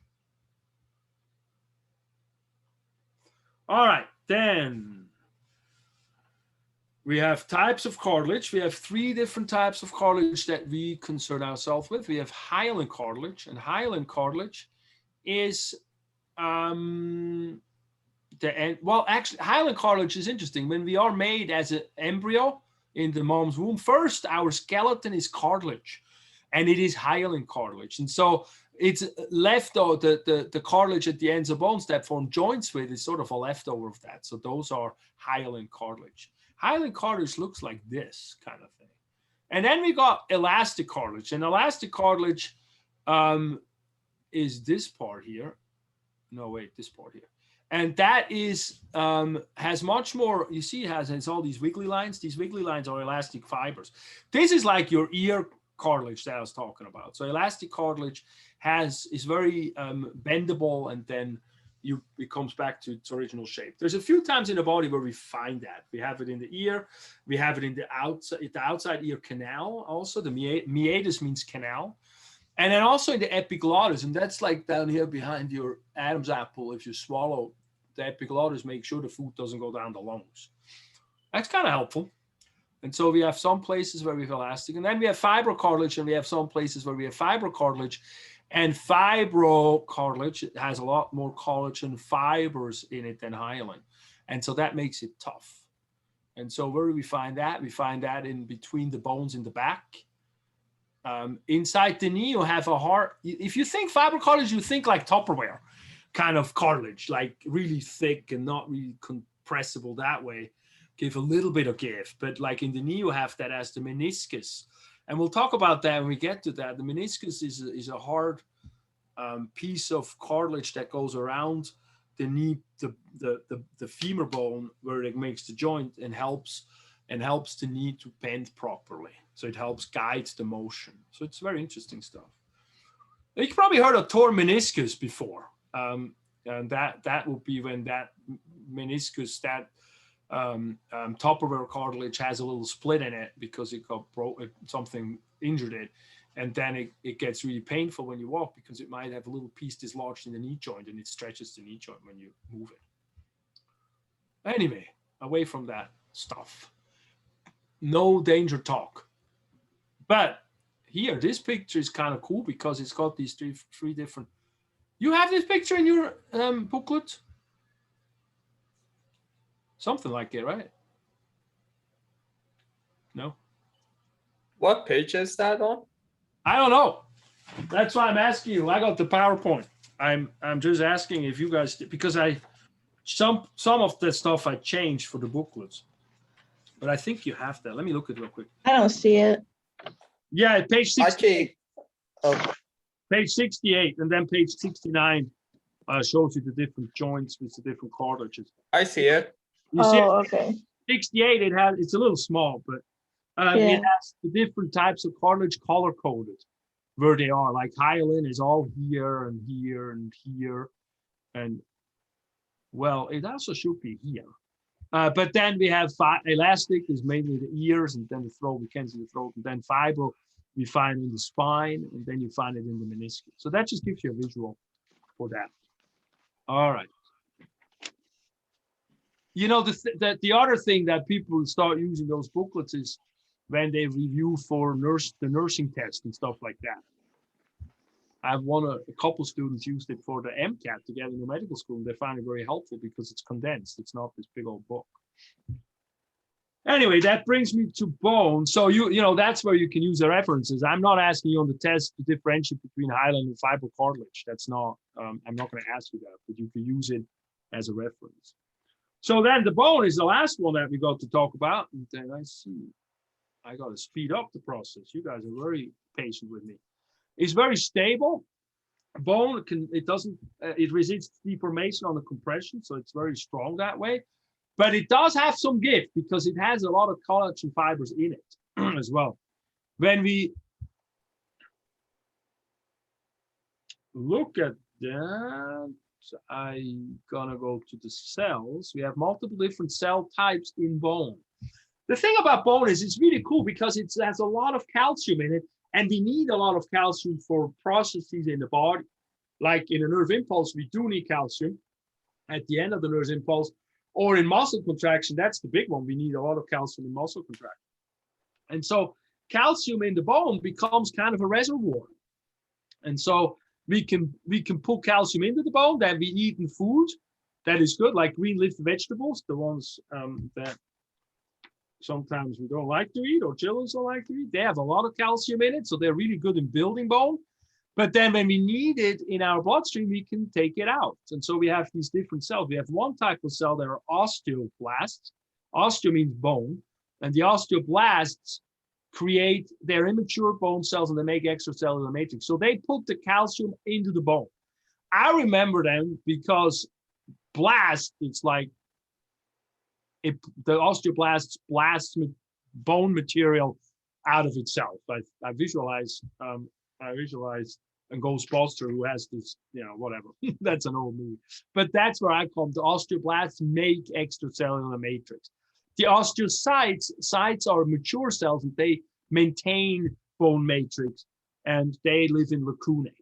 And then the osteoclasts are actually immune cells originally, and they break bone down. And so when we need calcium in the bloodstream, we get the osteoclasts to break them down and put calcium in the bloodstream. So that's pretty neat. This stuff is kind of important to understand because what happens when we use all the bone up, all the calcium inside here for processes in the body, we're gonna get osteoporotic. But osteoporosis is actually a juvenile disease with an adult onset. That means we create the situation when we are young and we suffer from it when we're older. So when we are young and we don't put calcium in the bone as we grow till about the 30s, early 30s, where we build up bone and we don't have a lot of bone, then we take it out throughout the whole life, but we don't have as much to begin with. And so we miss some at the end. And so that's osteoporosis. So the few things that leach calcium out of the bone are, for example, Coca-Cola things, caffeine and bubblies, and carbonation, and then also meat and stuff like that. So you want to be in moderation with those things. And so not too much McDonald's for everybody. Anyway, again, I shouldn't put the fear in people, huh? So then we have cellular matrix. Do I need to know that? No, we just know we have a lot of salts, collagen salts, or collagen atoms in there, ions. And then we also have a lot of collagen fibers that make up bone. So bone, through that process, becomes very flexible through having that. And so when you look at the collagen fibers, you see how they are arranged. Actually, they're interesting. You have this construction here, and then around a center, there's these rings, so to speak. And between there's calcium, and on the outside, then there is these collagen fibers that are arranged in different directions. So the bone is strong in different directions, flexible but strong. And the calcium is the brick, it's sort of the concrete thing that makes it hard and you can't compress it. You don't want to collapse the bone, but you want to be able to bend the bone because that's a shock absorption quality. And so these are arrangements of, for example, collagen fibers in the hip joint, and they arrange themselves to the stress lines, and that's what that shows. And so when you walk and the force goes down, that's the arrangement of the stress that gets put on a bone. And so if you don't move, if you're sedentary like winter or when it's too smoky outside, these arrangements, they disappear slowly. They're less strong. And so you train the bone again, and then it becomes stronger again. So that's why you don't want to go just from nothing to everything. You want to train it. An osteon is one of those round structures that has all these rings. And so when you look at bone, it kind of looks like, all these, it's like it's tree rings kind of thing. It looks like tree rings. Osteons are subunits. So the subunit is a unit that is the smallest amount of this structure, like a bone, that we can study of how it works and how it looks. And so it's got these columns of layers of collagen fiber sheets with calcium in between. So we saw that on this slide here. So the calcium is in between, and the arrangement, spirally arranged collagen fibers are on the outside. The osteon, no, what we need to know about some stuff we need to know about the osteon. We have one word is the Haversian canal. And the Haversian canal right here is an up and down canal that goes through the osteon in the center, and it carries blood vessel and nerve in it. And then surrounding are the lamellae, they call those. And then the other one canal that we want to know is the Volksmann canal, and those connect osteons to one another. They're vertical. There we go. They're descriptions of those. So those you need to know. Then we have types of bones. We have compact bone. That's the, oh, here you could see that. Compact bone is this strong, hard-looking bone, and then the other one. And so that's mostly on the outside layer of the bone that we find. And as we go towards the inside of the bone, more internally, we have spongy or trabecular bone, and that bone is not like all just firm like this. It's not like this structure that's just strong and right next to one another is another one. You have those trabecular bone. They're more like spicules that are small little amounts of bone that connect with one another, more like scaffolding. And if you look on the outside of the house, for example, you see this picture here shows you how there's like rows of bone, not like solid amount of bone. So that's the different types. So it's two different types of bone. The trabecular bone is really cool because it uses the least amount of weight and gives the most amount of protection or stability. Sometimes somewhere I have a picture of an Eiffel Tower, and the Eiffel Tower was built, in the late 1800s based on analyzing trabecular bone. So that was their model, apparently. And then from there we go to shape classification of the bone. We have long bones. Guess what? They're longer than they're wide. So even your little pinky bone on the finger, the last one is a long bone because it's longer than it's wide. So don't think of long bone as in having to be big. Then we have, but they are, some of them are, the leg bones are big. A lot of the extremity bones are long bones. And then we have short bones, and those are more cube shaped. We find them in the wrist and the ankles. Then we got flat bones. Those are the skull, for example, they're flat. Also the breastbone, the sternum is also a flat bone, and the ribs are flat too. And the clavicle also, the collarbone is also a flat bone, even though it feels round when you touch it. But when you actually take it out and you touch it, it's quite flat. So that makes it more breakable. The clavicle is in children is the most broken bone in children, most frequently, because when you fall down with an outstretched arm, if the energy goes in there, what can clip is the clavicle can clip and break. Then we have flat, irregular bones. Those are the ones that, look irregular. You can't really put them to shape to it. And so those are those. And then the last one that I do not have here, do I have a picture? Yes, are the sesamoid bones. And the sesamoid bones are really cool. They're actually they're kind of dead bone. They're not really, no, they're not dead that way, but they're not the same as the regular bones because those bones are in tendons. So like, for example, the kneecap, the patella is in the quadricep tendon. And if you look at that, what they help with smooth out the joint's motion. So they're motion assisters, so to speak. So when you look at the quads, the top femur, here's the femur, the upper, the thigh bone, the quads come down and they go into the patella and then they anchor into the tibia down here into the lower leg bone. And if they contract, they straighten out the leg. But the thing is, when the knee is bent, the muscle goes to the end and then it drops way down onto the tibia. And when we contract that, we have to do a lot of muscle exertion before we get any movement. But once this starts moving, it would just flip up. And so for the force transfer to be evenly distributed, the stronger we contract, the more that it will move. We have a patella that smooths out the motion. And we have those, and that's a sesamoid bone. So we have the sesamoid bone here. We also have some in the thumb. You see the percentage of people who have them. Not everybody has all of them, but we have them in the hand. And of course, we also have them in the toes and the feet. There's a lot of movement there, right? Good, so that's that on those bones. And then the bone development, how we are made, how the bone is made. We look at two different formations, two different ways a bone is made. One is intramembranous, and the term tells you intra means in between, membranous is membranes, and so that bone gets created in between membranes. So for example, you have the skull. If you have a baby or you have held a baby, you feel the soft spots. You can actually feel some on you too. If you go up by the ear and then some, I have a Neanderthal head, so it doesn't really have a soft spot, but a lot of them you can feel a little softness here, and in the back it's a little bit, no, maybe too, maybe in the back it's even more pronounced.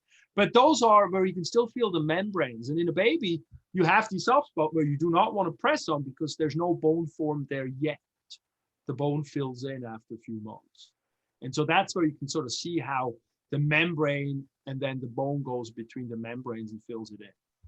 And then the other is the endochondral ossification. And endo means inside and chondro means cartilage.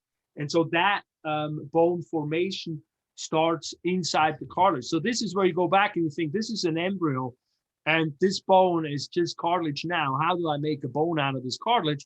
Well, they're going to put these bone formating cells in, they call them ossification centers, and then the bone grows from the inside out. And then we have some on the ends of bone that also make the bone grow from the outside. And then what you have at the end here, you know, this is a long bone that's grown, like let's say the femur or so. And then you have a little area in bone that is called the epiphyseal cartilage or center or plate. And that's a place where the bone can then grow in length. So when a baby is born, it's not the full size yet. It's got to grow. These bones got to grow, and they grow at the epiphyseal cartilage end, which is between the ends of bones and the center of the bones. And that's very important to understand that, because if you break the bone and your bone's still growing and you disrupt this cartilage here, you might have unevenly growing bones on both sides of the body. And so like the leg bone, for example, you got to be careful about that. So when a kid has an injury, they look heavily for that. And if a kid, like, let's say they break the femur and they break that cartilage, they're going to put them in a body cast. So that is no weight bearing on the other side either. So both bones don't grow unevenly at the end. So that's kind of interesting. And when we grow from the side and make the bone thicker, we just, the outside here gets thicker and puts bone down. So that's what that is. All right. So I talk about that all in here. Good. So you guys are so patient. Do we have any questions so far? No, I don't. Okay, so then we pretty much can get. Yes, just, sir. So, just wondering. So for the tissue section on the test, there are 3 questions. You said? Yeah, about 3 or 4. 3 or 4. Yeah. Okay, and also I was wondering, can you repeat that? Well, it's for the cell. I think it was. If it was a U, it Which part of the cell? it's with that the codon with the pairing and all that. The codon stuff. Yeah. You want to specifically know about the different nucleotides? The U, you said, the uracil? Like Yeah, like when it has a U, it's RNA or something like that. Yeah, so we talked about it in the chemistry chapter. When we did the nucleotides, you got these 4 nucleotides. And so here they are. See, adenine, thymine, guanine, and cytosine. And they make these rungs of the double helix together. And what happens and it's written here, what happens when you copy the DNA to the RNA, that whatever is thymine, the DNA has thymine, but the RNA doesn't, but instead it has uracil. And so if you have a strand of genetic material and you want to figure out, is this an RNA or is this a DNA? Like you got this code. See this code here? Yes. All the coding, and you find that your strand has a T in it, but no U in it, then you know for sure it's DNA. But if it has a U in it, but no T in it in a sequence, then you know for sure it's RNA. Okay. That makes sense? Yes. Good. Perfect. Because some of those are not the simplest concepts. All right. Any other question? Right now? No? Good. Then I should finish up with the last portion. So I got Arjun or Arjun? Arjun, Crystal, Manuel, Natalie, and Yanko on the phone call. Is that right? Yeah. Yeah. You're all here, Yeah, right? that seems right. Yes. Good. All right. Good. And I take roll. You're not obligated to be on these calls. I recommend it if you can, but it's like 3 p.m. Not everybody has free. But I do keep it in case, if something, then I can correlate it with a bad test or with this, and I can recommend maybe we should be also on the class or something. Maybe that will help. So you're not punished if you're not, but you're rewarded if you are.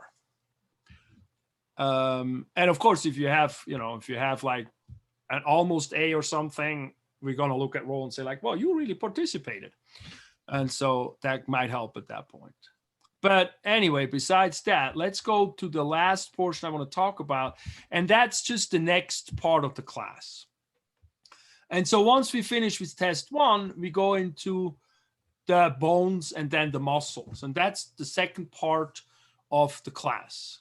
And that's a lot of terminology. And so what I have there, we start with the skull, we go to the facial muscles, and then we do the rest of the skeleton, and then we go into muscle.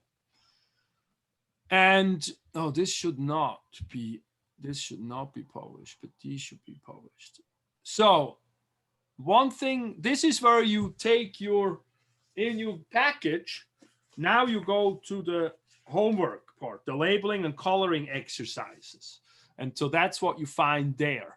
And so one thing you find is a term list. And see, here's an electronic copy of the term list. This is your term list 1. Can you see that? Yes. Yes. And you should have that in your notes. You should have that in the thing that looks like that. Okay?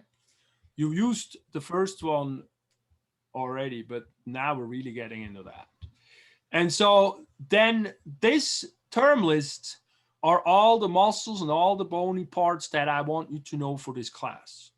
If it's not on this list, I will not ask you on the test.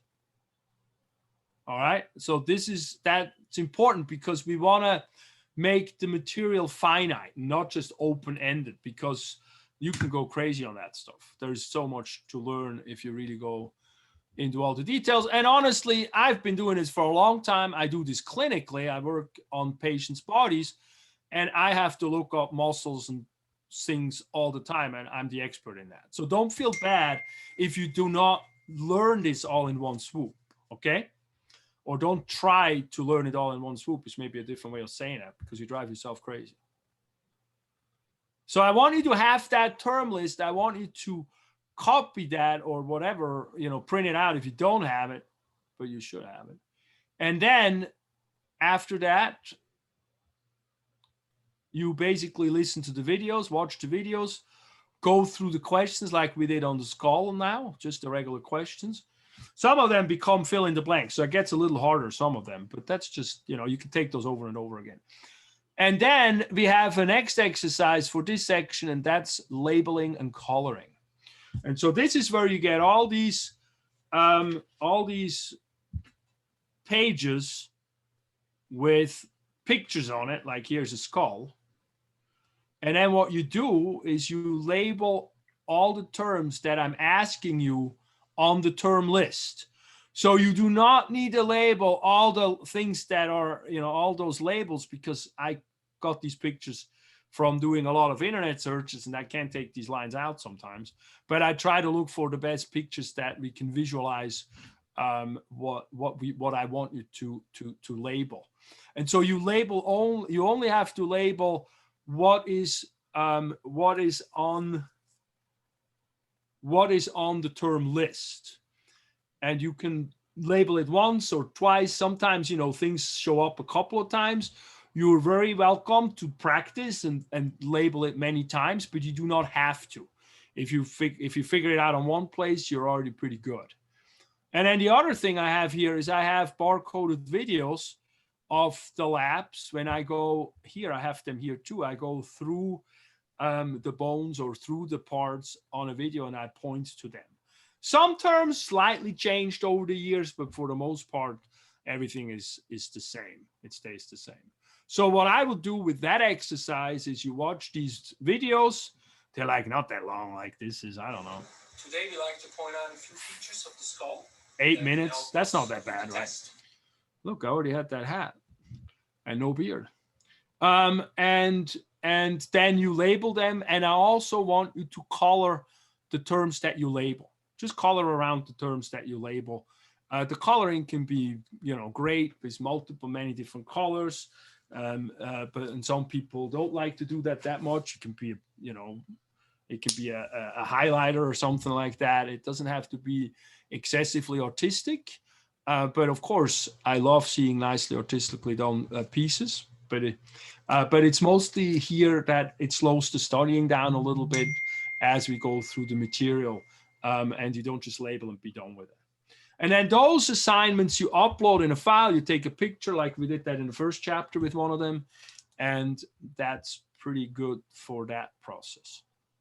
So each chapter has a quiz and has a coloring labeling thing right here. And then some chapters have something else. Like this has a posture analysis. That's when we go to the health kit. And then you read through that and we talk about it here. And you do a few exercises on your own, like you take some picture, have somebody take some pictures and you look at your slouching posture and say like, oh my God, I should change that. And then I give you some little stretches. And that's sort of how I integrate the material and make it real life based. In this part, we have a posture analysis. We have a home office ergonomic booklet that I created for a merit for the faculty last fall, because everybody's, you know, sitting on the couch and getting pain from doing so. And then I also made an injury prevention workshop, which is, I did that originally for my office because it's like squats and side bridges, but then what it has normative data to it. And so you can see if your muscle group that we're testing is strong enough or is flexible enough. And if not, those are then key areas where people end up getting injured because they're not strong in those certain things. So they actually use those are all orthopedic tests that I studied them in my chiropractic school and postgraduate work, but I also know, for example, they're used like in Zurich for the Olympic teams, for the winter ski teams. They use all of those to make sure those people are strong when they go skiing or running or something. So that's pretty applicable stuff. And it has some questions with it, you know, in terms of like, if you do squats, I ask what muscles to use when you do squats and things like that. So make it a little interesting that way, I hope. And then after you work through all of that, we get to the test number 2. And the test number 2 is a muscle and a bone test. And why the heck are these not there? And what I want you to do there, I'm just going to put one up so you can see it. Why is that still like that? Anyway, let me do a preview so you could see one. I'll give you, but I want you to understand now how that test works. And so it's a little slow. So you get pictures and I show you a label and I even make a little video out of it. And that shows here. I might play or not, it might be too slow. And look, it's 17, so it's very short and it describes what I want. So sometimes videos are easier to see. Yeah, I guess that takes too much time. And then you write down, you copy from the term list what I'm asking you. And I'm asking you for bones. I'm asking you for landmarks, which are parts of bones, or little, like this is the frontal bone. As a landmark, this is the glabella, which we'll learn. And I ask you for muscles. And then that's basically it in terms of that test, how that test is structured. You don't need to know on the test, you don't need to know, muscle action or something like that. You just need to label them. And the other thing that's cool here, and then I leave you guys alone, is under the test, FYI.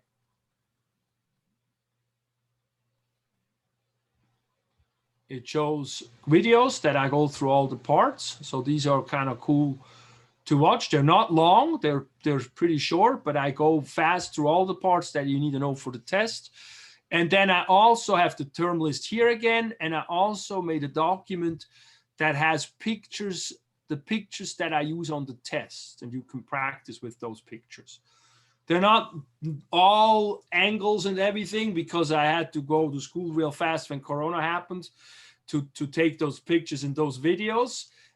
But they're pretty extensive. They go pretty much through all those things. And so when it comes to studying, then that would be a great way.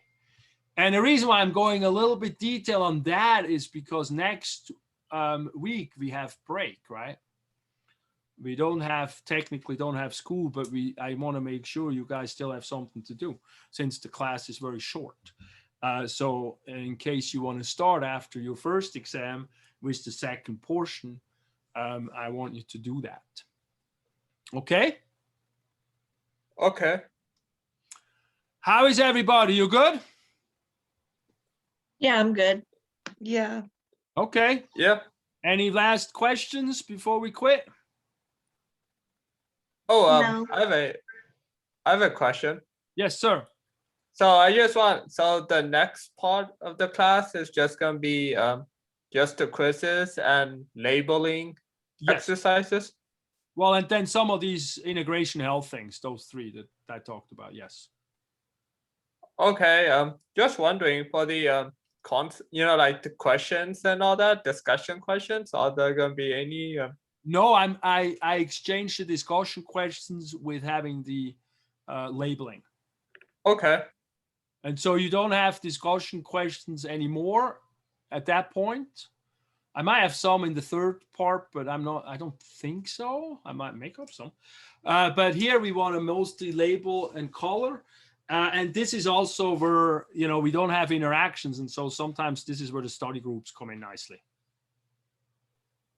Okay. And also I was just wondering, this is for the next week Zoom session. I'm just wondering, what will that cover? Will we don't have Zoom next week. I'm very Okay. happy. I'm very happy to meet with you guys if you guys want to, or if some of you want to, but it is a vacation week. But we do Okay. have to go through the material quite briskly. And so there, if you have some time to do a little work next week, that's probably very advantageous. Because we spent about 3 weeks or so on bones and muscles, and then we have that exam. And so reach out to me if you want to meet on Zoom to have some questions, or you want me to go through some material, but we don't have to at all. And technically, officially, there is no class next week. So that then makes the following week quite a heavy week. We're going to go through quite a bit of material that week. Okay. And also, I just wondering for the future, for Zoom sessions, I'm just wondering, since you said it's going to be more interactive. Yes, the second portion in Zoom, we're still going to go through the PowerPoints and the booklets, but I'm focusing on the portions, on the parts that are on the lists, on the term lists, because I want to make sure you all understand those parts for the test. And then I always I quiz you. So we're starting pretty soon, right away, actually. A portion of the Zoom class will be a quiz where I go and ask you questions, and you practice quizzes where you write down the answers and then we go through them together. And so that way you get practice for when the test happens. It's sort of second nature. Okay, and just wondering, the Zoom future, the Zoom sessions will be recorded still? Yeah. Okay. Yeah, I used to do more breakout sessions, but when we talk about the health things or the labelings, it has shown that we can pretty much do that in the whole class. And so the breakout sessions, I kind of haven't done them this semester much. Okay. You okay? Good. Yeah, I'm good. Good. All right. Everybody else has something? No? So we good? Yeah, we're good. All right. Well, then I hope to hear from you a little bit more on the textings for the health things. And we're going to quit that. I think we're pretty much leaving that behind us very soon too. All right? All right. Good. Okay. Have a wonderful time, everybody. Have a great break. Thank you. Have a good break. Bye. Bye.